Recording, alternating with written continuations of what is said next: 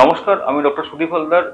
আগের ভিডিওতে যেহেতু জুলাই মাসটা সার্কোমা অ্যাওয়ারনেস মান্থ, সেই কারণে সার্কোমা কি, কোথা থেকে হয়, তার সিমটম কি, তার কিভাবে কেন হচ্ছে, তার মূলত সেই আলোচনা অলরেডি আমি আগের ভিডিওতে করেছি। তারই কন্টিনিউশন রেখে আমি এর পরবর্তী যে ভিডিওটা, ডায়াগনোসিস আমরা কিভাবে করবো। যখন আমরা কোনো পেশেন্ট দেখলাম বা পেশেন্ট আমাদের কাছে আসলো, এসে বললো যে আমাদের এখানে পায়ের এখানে বা হাতের এখানে কিছুটা ফুলে যাচ্ছে বা বোন পেন হচ্ছে, তারপর হাতটা ফুলে রয়েছে, তো সেসব ক্ষেত্রে আমরা ইনিশিয়ালি যখন ক্লিনিক্যাল এক্সামিনেশন, এটা খুব একটা ভাইটাল একটা জায়গা যেখানে আমাদের হাতে দেখে পেশেন্টদের একটা এক্সামিনেশন করে দেখতে হয়, যে আমরা তখন একটা ধারণা করি যে এই যে লাম্প বা এই যে ফোলা বা এই যে টিউমার যেটা আমরা হাতে প্যালপেট করতে পারছি বা দেখতে পাচ্ছি, সেটা সব টিস্যু থেকে অ্যারাইজ করেছে না মোটামুটি ভাবে বোন থেকে অ্যারাইজ করেছে, নাকি দুটো জায়গায় ইনভলভ, বা চামড়ার তলাতে কতটা জায়গা রয়েছে। তো এরকম বিভিন্ন জায়গায় আমাদের এক্সামিনেশন করে আমরা একটা ধারণা করি যে এটা সব টিস্যু সার্কোমা হতে পারে বা বোন টিউমার বা বোন সার্কোমা হতে পারে।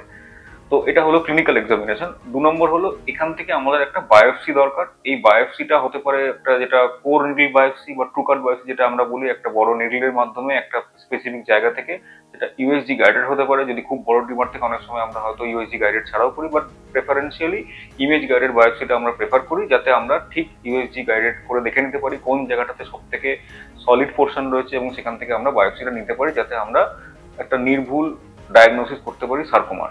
কারণ অলরেডি যেটা আগের ভিডিওতে বলেছি, সার্কোমা 70 রকমের হয় এবং তার উপর কিছু কিছু ক্ষেত্রে আমাদের ট্রিটমেন্ট ডিপেন্ড করে। তো এই যে বায়োপসি যখন হয়, অনেক সময় হয়তো কোর নিডল বায়োপসিতে হয়তো ডায়াগনোসিস হলো না বা করা গেল না, অনেক সময় বোন থেকে যদি টিউমার অ্যারাইজ করে, তখন আমাদের কিন্তু অনেক সময় ওপেন বায়োপসি বা একটা ইনসিশনাল বায়োপসি করতে হয়। খুব ইম্পর্টেন্ট যেটা ব্যাপার, সেটা হলো এই ইনসিশনাল বায়োপসি যিনি পরবর্তী ক্ষেত্রে অপারেশন করবেন বা অপারেশন করার মতো জায়গায় আছে, সেরকম জায়গা থেকেই সেই ডাক্তারবাবুকে দিয়েই এই বায়োপসি করানো উচিত। কারণ পরবর্তী যে বড় অপারেশন বা যে টিউমার বার করার অপারেশন যখন লাগবে, তখন এই ইনসিশনের প্ল্যানিং এই বায়োপসির প্ল্যানিং এর উপর ডিপেন্ড করছে। মানে পরের যে অপারেশনটা হবে, সেটা এখন যদি বায়োপসি ইনসিশন ঠিক মতো জায়গায় না থাকে, তাহলে তার অপারেশনটি অনেকরকম চেঞ্জ হতে পারে এবং প্রবলেম অ্যারাইজ করতে পারে। সুতরাং যে জায়গায় ট্রিটমেন্ট হবে, যিনি অপারেশন করবেন, তাকে দিয়েই ওপেন বায়োপসি করা যদি দরকার পড়ে, তাহলে কিন্তু করা উচিত। এবং যদি ওপেন বায়োপসি দরকার না পড়ে, তাহলেও কোন জায়গা থেকে বায়োপসি হবে সেগুলো কিন্তু একটা ইন্টারডিসিপ্লিনারি আমাদের কথাবার্তা বলে নিয়ে রেডিওলজিস্ট, ইন্টারভেনশন রেডিওলজিস্ট এবং সার্জেন, এদের একটা মিলিত জায়গা থেকে আমরা ঠিক করি যে কোন জায়গা থেকে আমরা বায়োপসি করবো বা ইনসিশন কোথা থেকে হবে, কারণ এটা পরবর্তী ক্ষেত্রে অপারেশনের জন্য খুব ইম্পর্টেন্ট। এখন এই শুধু বায়োপসি মানে হিস্টোপ্যাথোলজি নয়, এর সঙ্গে আমাদের দরকার অনেক ক্ষেত্রে আইএসসি বা ইমিউনোহিস্টোকেমিস্ট্রি, যেটা এর পরবর্তী একটা পরীক্ষা, যেখান থেকে আমরা কিছু ধারণা করতে পারি যে এটা কোন ধরনের ক্যান্সার বা কোন ধরনের সার্কোমা। যেমন ধরা যাক, একটা সার্কোমা খুব কমনলি যেটা হয় লাইপোসার্কোমা। লাইপো কথার মানে হলো ফ্যাট, এবং সার্কোমা যেরকম আগের ভিডিওতে আমি বলার চেষ্টা করলাম, কানেকটিভ টিস্যু যেগুলো একটা অর্গানের সঙ্গে একটা অর্গানকে জড়িয়ে রাখে, তার মধ্যে একটা অঙ্গ হচ্ছে ফ্যাট। তো এই ফ্যাটের মধ্যে যদি কোনো রকম আমাদের এটা ফ্যাট রিলেটেড কোনো সার্কোমা হয়, দ্যাট ইজ লাইপোসার্কোমা। একই রকম ভাবে অ্যানজিও সার্কোমা, অ্যানজিও মানে ভেসেল। একই রকম ভাবে যদি আমাদের কোনো মাসেল থেকে যখন তৈরি হচ্ছে, তখন হচ্ছে র্যাবডোমায়োসার্কোমা। এরকম বিভিন্ন নাম দেওয়া হয়েছে, এবং নাম তার উদ্দেশ্য একটা, যে বিভিন্ন ডিফারেন্সিয়াল এই যে ব্যাপারগুলো থাকছে, তার কিছু কিছু ক্ষেত্রে ট্রিটমেন্ট ওয়াইজ কিছু চেঞ্জ হচ্ছে। ট্রিটমেন্ট নিয়ে পরবর্তী ক্ষেত্রে আসবো। তো এই ইমিউনোহিস্টোকেমিস্ট্রি একটা ইম্পর্টেন্ট টুল।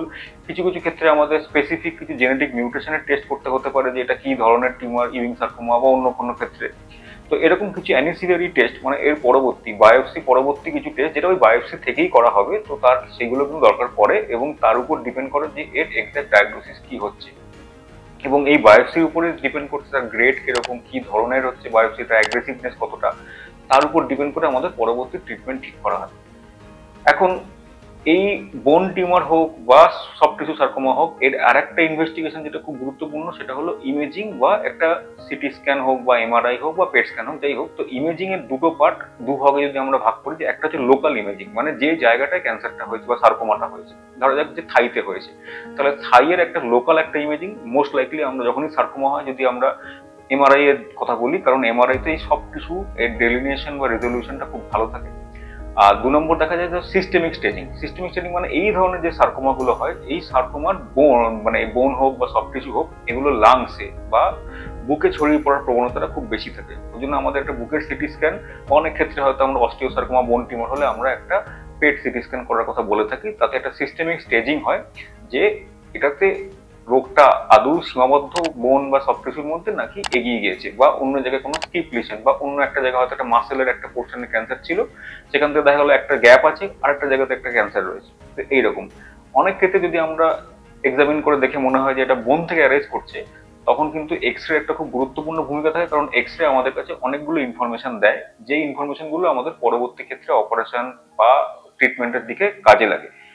সুতরাং যখনই আমাদের কাছে একটা সার্কোমা পেশেন্ট আসেন, তখন সেক্ষেত্রে আমরা যেটা দেখি যে এক হচ্ছে তার ক্লিনিক্যাল এক্সামিনেশন, 2 নম্বর হলো তার একটা বায়োপসি, যেটা অলরেডি বললাম ওপেন বায়োপসি হলে ওটা অবভিয়াসলি একটা যে সার্জন যিনি পরবর্তী ক্ষেত্রে এই অপারেশন বা এগুলোর মধ্যে যুক্ত থাকবেন তাকে দেখিয়ে নিয়ে করা উচিত।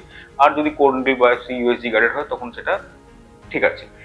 আর বায়োপসি রিলেটেড আইএসসি এবং জেনেটিক মিউটেশন টেস্ট যেগুলো যেরকম দরকার পড়বে ডায়াগনোসিসের জন্য, এবং একটা স্ক্যান যেটা এমআরআই মূলত আমরা করে থাকি এই লিম্বে, যখন পায়ের দিকে বা হাতের দিকে ক্ষেত্রে আমাদের একটা সফট টিস্যু সার্কোমা হচ্ছে, অনেক ক্ষেত্রে সিটি স্ক্যান, এবং কিছু কিছু ক্ষেত্রে আমাদের যখন সিস্টেমিক স্ক্রিনিং এর জন্য আইদার বুকের সিটি স্ক্যান না হলে পেট স্ক্যানের দরকার পড়তে পারে।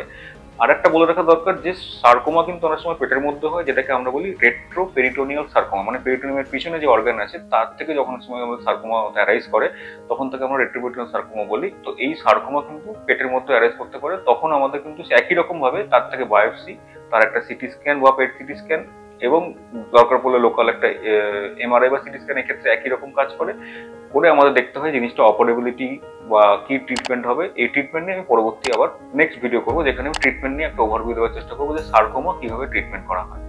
আশা করি আপনাদের সার্কোমা নিয়ে অনেক কিছু বলার চেষ্টা করেছি এবং আপনারা বুঝতে পারছেন। তো সার্কোমা রিলেটেড কোনো কোশ্চেন থাকলে আমাকে লিখে জানান, আমি ডেফিনেটলি পরবর্তী ক্ষেত্রে আবার এই ভিডিও করার চেষ্টা করব। নমস্কার।